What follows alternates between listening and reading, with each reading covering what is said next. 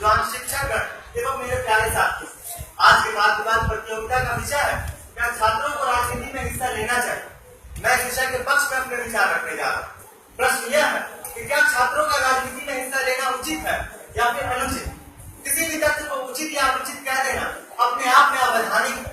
अतः कुछ परिस्थितियां ऐसी होती हैं जिनमें छात्रों का राजनीति में हिस्सा लेना न केवल उचित है बल्कि नैतिक और चारित्रिक दोनों ही दृष्टि से आवश्यक है।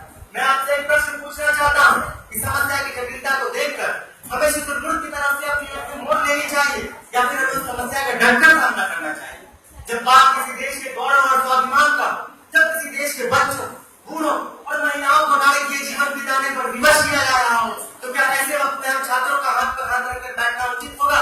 नहीं, ये केवल अनुचित ही नहीं बल्कि अवैधानिक और कायरतापूर्ण है। हमारे पूर्वजों ने जो लाखों लाख की संख्या में हमारे देश को आजाद कराने के लिए जो कुर्बानियां दी, उन कुर्बानियों के पीछे जो हमारे देश को बहुआयामी संयुक्त भारत बनाने का जो उनका सपना था, क्या वो आज तक पूरा हो पाया? आजादी के 70 साल बीत जाने के बाद भी आज हम जिस भारत में खड़े हैं वहाँ गरीबी, भूखमरी, बेरोजगारी और सांप्रदायिकता जैसी समस्याओं का उबाल था। आज जब हमारा देश ऐसे विषम परिस्थितियों से जूझ रहा है तो हम छात्र जो इस देश का भविष्य है, हमारा एक कर्तव्य बनता है कि हम देश की राजनीति में बढ़ चढ़ कर हिस्सा लें। राजनीति शब्द सुनते ही लोगों के नाम पर बहुत सिकुड़ने लगते हैं, जैसे शादी की तरह या मुझे नेता मत बोलो, ये बोले लगी गाली की तरह। अब राजनीति से आती है बदबू गली और नाली की तरह।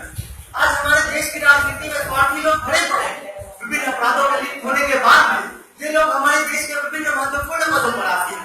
आखिर कब तक चलता रहेगा ये सब? क्या एक भारतीय नागरिक होने के कारण हमारे दायित्व नहीं बनता कि हम देश की राजनीति में बन रहे अपराधीकरण को रोक सके?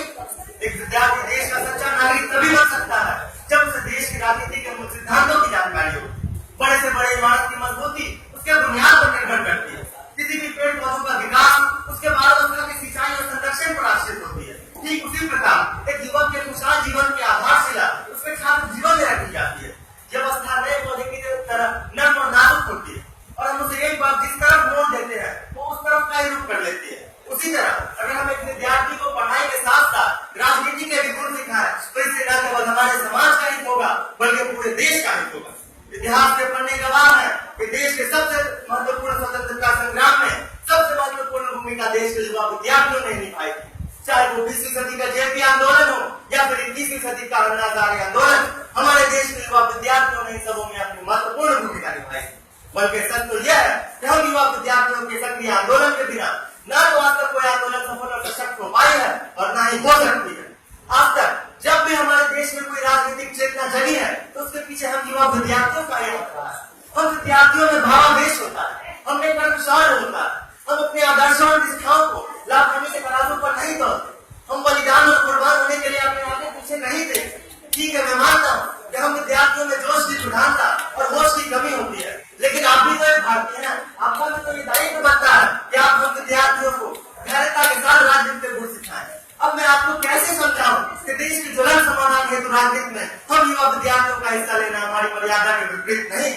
गांधी जी ने कहा था कि बिना सिद्धांत के राजनीति हमारी जिंदगी को बर्बाद कर देती है और अगर सिद्धांत की राजनीति को हमें आगे बढ़ाना है तो इसमें हम युवा विद्यार्थियों को अपना हिस्सा अवश्य लेना पड़ेगा।